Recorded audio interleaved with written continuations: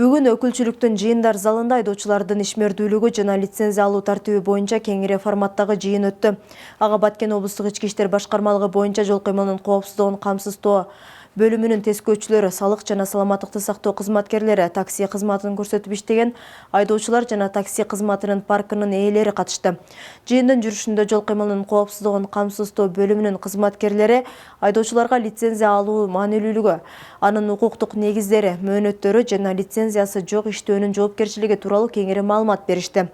Өзгөчө жүргүнчүлөрдү ташуу тармагында иш алып барган ар бир айдоочу мыйзам чегинде так жана туура документтер менен иш алып барышы керектиги белгиленди. Ошондой эле жолугушууда айдоочулар өздөрүнүн көйгөйлөрүн, сунуш пикирлерин ортого салышып, суроо жооп форматында түз байланышта маектешти.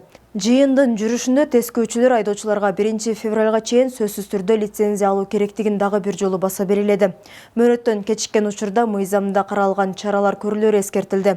Ошондуктан айдоочуларга жана такси кызматын көрсөткөн ишкерлерге белгиленген убакытка чейин тиешелүү документтерди толуктап, лицензияны өз убагында алуу чакырык айтылды.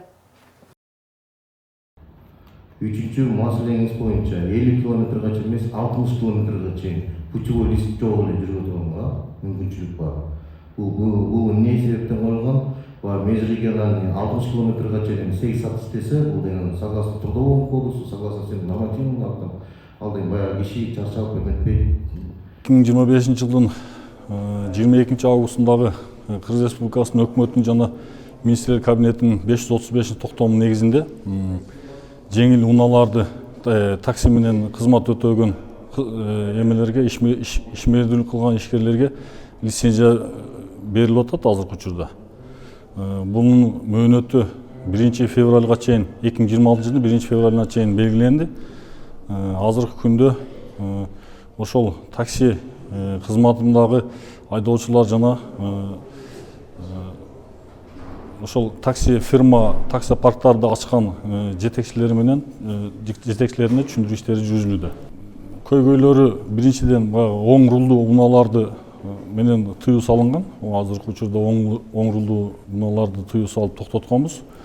Анан экинчи көйгөй ошол баягындай